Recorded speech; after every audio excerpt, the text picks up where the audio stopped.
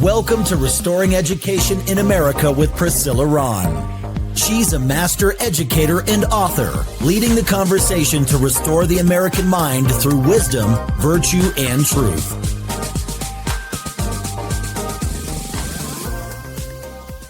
Well, hello, everybody. Welcome to Restoring Education in America. I'm your host, Priscilla Rahn, and I am so excited that you've decided to join the conversation today. I wanted to remind you about something exciting happening this fall in the 2026 school year. A very new classical private school is opening called Excalibur Classical Academy.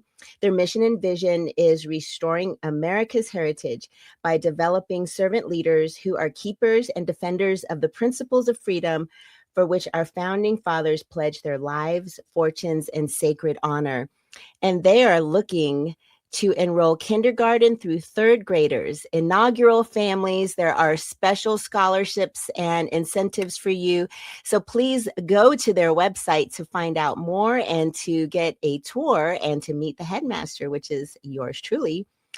You can go to their website, excaliburclassicalacademy.org. And if you're interested in applying to teach at the school, please send your resume through the website.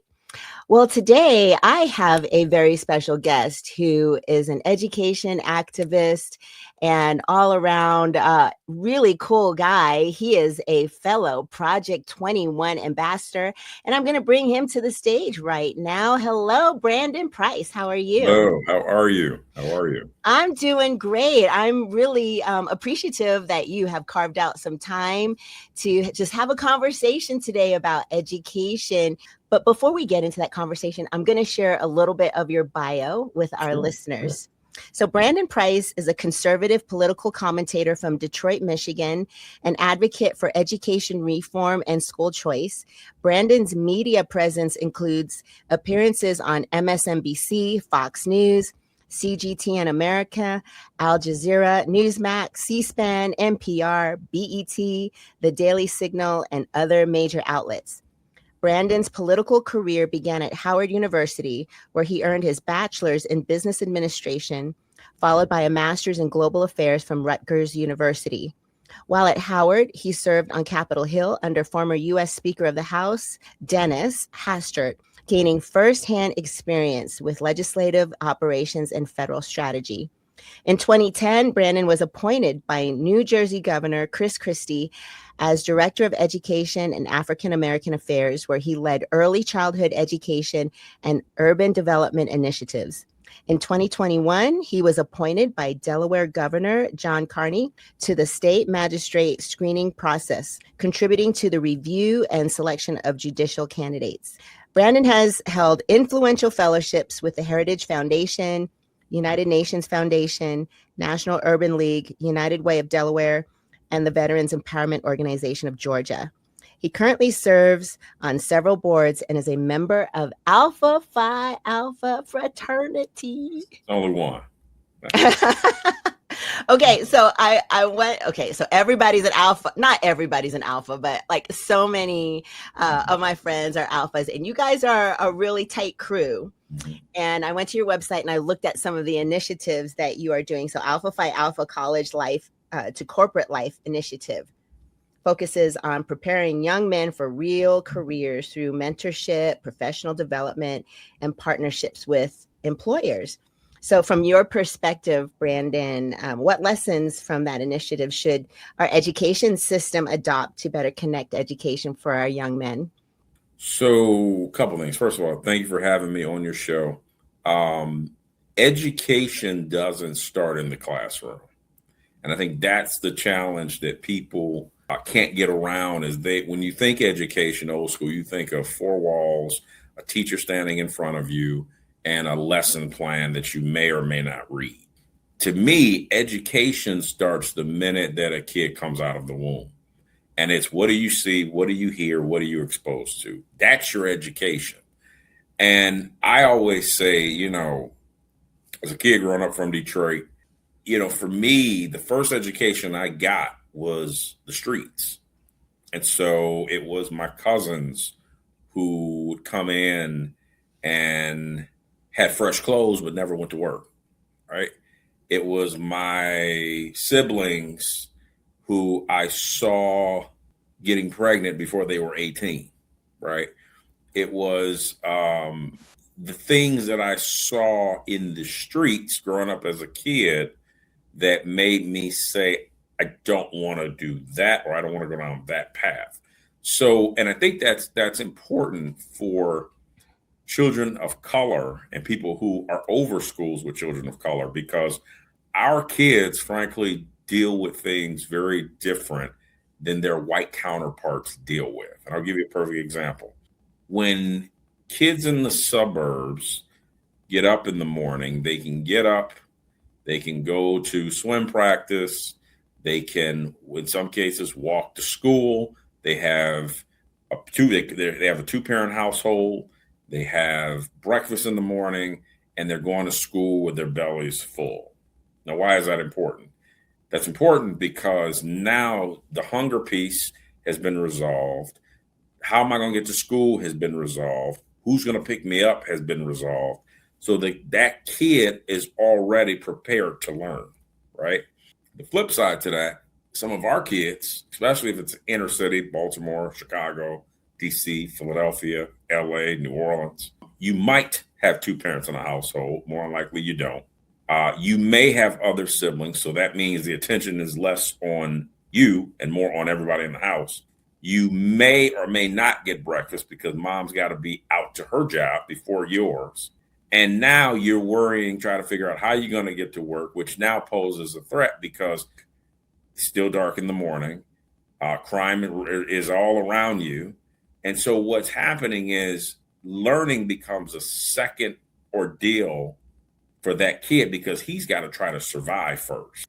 And that is, I think, our children's biggest challenges is every child of color in a community that's ridden with crime, drugs, poverty, these are champions because they're literally surviving every single day. And they can't factuate on what is this teacher telling me when I got to figure out how I'm going to eat at night. And you'll be surprised. I mean, I've dealt with schools where kids in so many places are dealing or seeing drug deals. They're seeing people get shot. They're seeing crime. They're seeing prostitution. And you want this kid to learn how to read Canterbury Tales when they're dealing with this? So we're not, I mean, it's not just, education is not only just a crisis, but I believe it is truly our civil rights issue of this time. And I can tell you, in the 60s, I used to watch the videos of Little Rock 9, where, you know, these black kids couldn't get into this school. It literally took the governor and the president of the United States to say, let these black kids into this school. Now our kids can't get out. And so when you talk about failing schools, the reverse has happened where, you know, kids couldn't get in. Now they can't get out. And now, and I'll call it on the air, but we have a certain faction of politicians on the left that don't want to see black children succeed. Why do I say that? Because the reality is, I don't want to hear what you say. I want to see how you vote. And it's just very disheartening to see that black parents are allowing their politicians to not support their children's biggest, most important jewel, which is their education.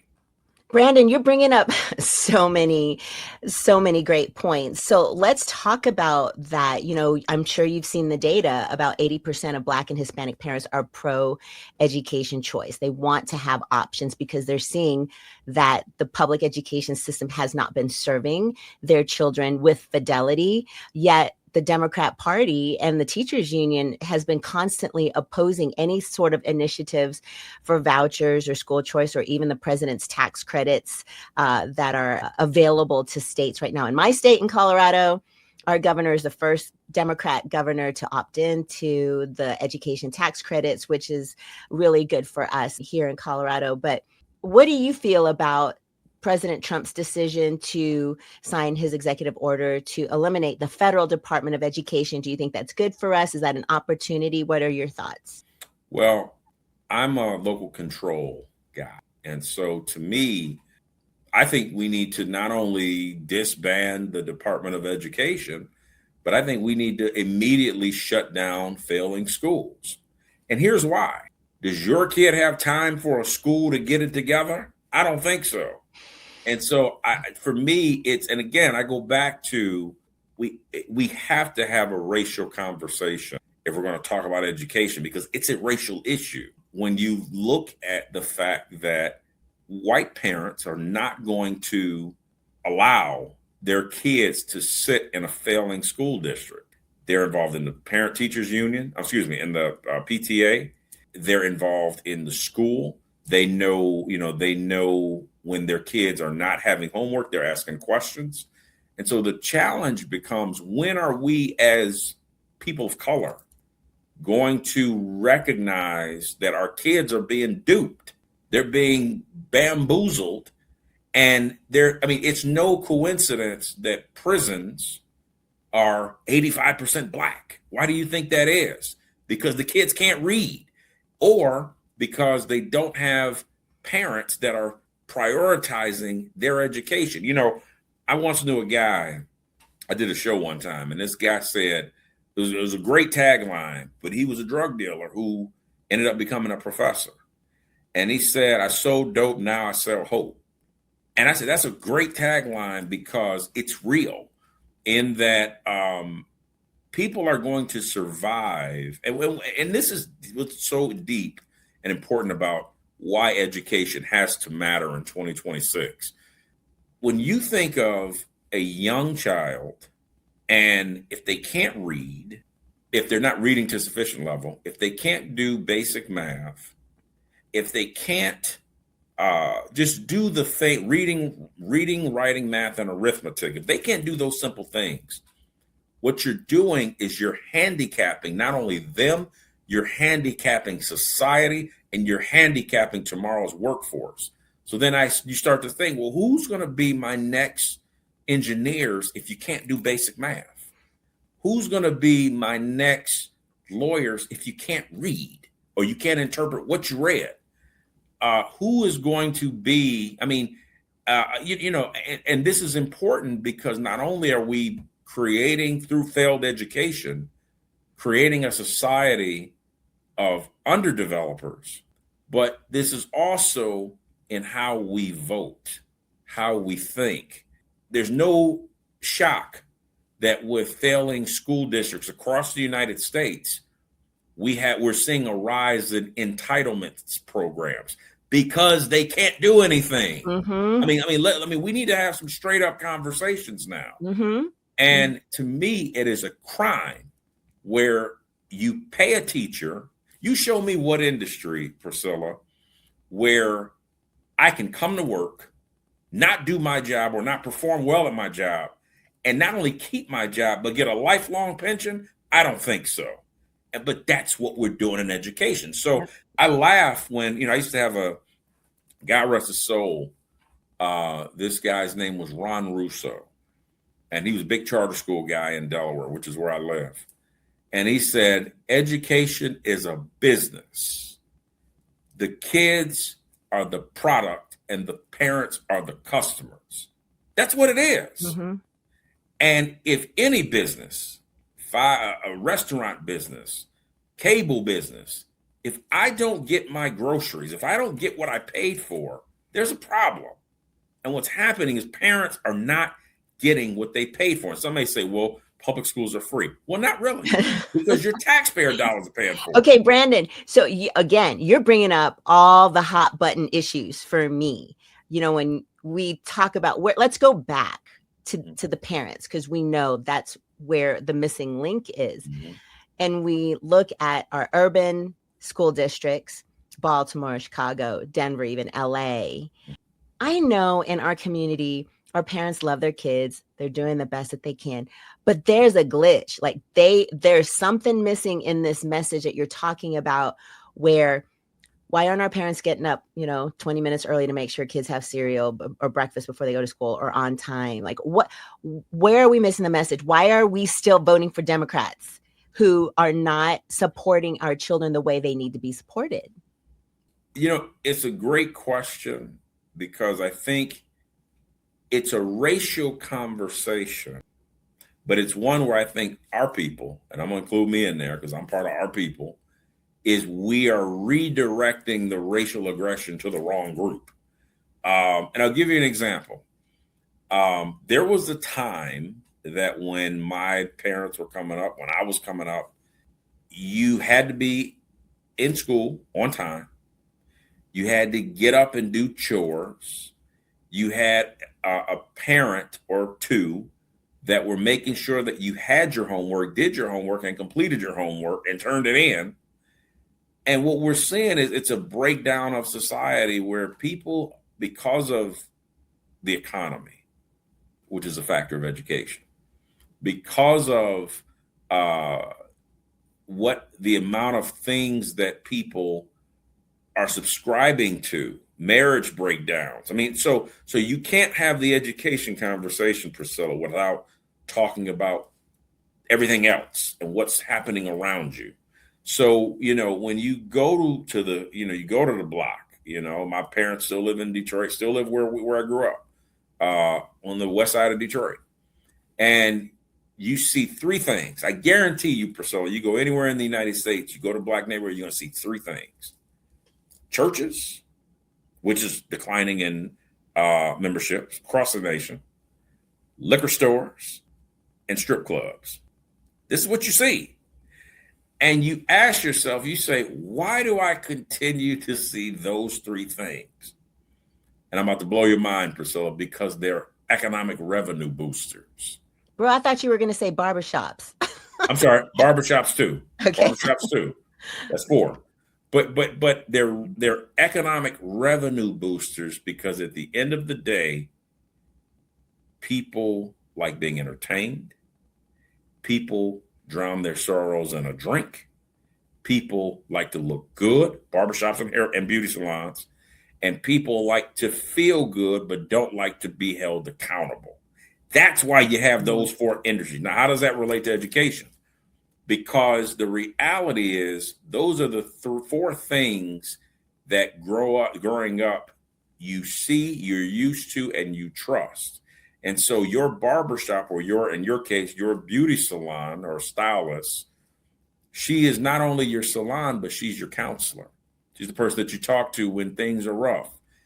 And so when you think about it, if you're taking the skill sets out of what a barber possesses, what an owner possesses of a liquor store or a wine and spirit store, what a pastor and the things that he has that possesses, now you're saying, well, outside of those four things, what else could you have used those skill sets for, right? Mm-hmm. So again, going back to what is education, it's not just the four walls and a teacher. It's the education of knowing what skills that you have and having mentors that can help prepare you. And I can tell you the worst thing, and this may be controversial on your show, I'm a controversial guy. The worst thing that could have ever happened, in my humble opinion, was integration. Because what it did is it took people of color, doctors, black lawyers, black judges, black business owners, and it said you no longer have to stay in your community, you can go elsewhere. So that's detrimental, because if I'm a kid and I'm waking up seeing two parents, parent getting in his nice Cadillac, going to work, coming back home, nice homes that don't have Cheetos and all over the grass, but actually are kept well, it does something to you. So kids, in 100 Black Men, we say kids will be what they see, right? If I see it, this is what you're going to be. And so now when I go to school and I have black teachers, black male teachers, which there's a shortage, that's another conversation. Now I can go to school and say, I can actually become this because I've already seen it, right? And this is critical, Priscilla, because our kids aren't seeing that. Mm-hmm. My dad became one of the first Black state troopers at a time in Michigan when you didn't have Black state troopers. He's one of the first. And he became a Black state trooper because as a kid, during the riots, he saw a Black state trooper who shook his hand. That's how he became. And so when you think about the power of proximity, Priscilla, that is education. So that made what my dad was learning in the classroom relevant, because he was able to say, I know what I want to do, so how do I apply it? Our kids don't have that. If you're just tuning in, my guest today is Brandon Brice, is an education activist and podcast host. We're having a great conversation. When you bring that topic up of integration, that is a new hot topic amongst us in the Black community. We've been talking about where did we take that turn? Obviously we could point to the 60s where a lot of that new legislation was instituted and where we started to see things change in our community. Number one is the 2-parent household. But Brandon, you brought up the term creativity. And obviously we know that creativity starts in the mind. Mm-hmm. And when I was growing up, there was a United Negro College Fund commercial that said, the mind is a terrible thing to waste. That's right. And I remember sitting in front of the TV, like you said, seeing the images and saying, oh my goodness, I can't let my mind go to waste. I'm going to have to go to college and learn and be smart. Like I literally remember thinking that when I saw that commercial. But now we're in this age of AI. So if you take a community of young people in the Black community who are already behind in literacy and in math, and then you add this AI age where now everything's fast, you don't have to create as much, you can just go to the computer and technology. How do you think that's going to impact our community and our students? Is it going to be a negative effect or a positive effect? Well, even with AI, you still got to verify. And you still have to have somebody, you can't, it's interesting. People say, oh, well, I'll just have my AI write my papers. Yeah, but AI is being conducted because somebody put the information in. You still got to fact check it. You still got to know it. And so I think technology for us is a gift and a curse, because what it's done, it's made learning easier. But the challenge with that is if you're not already applying yourself or being taught how to apply yourself, it doesn't really help you.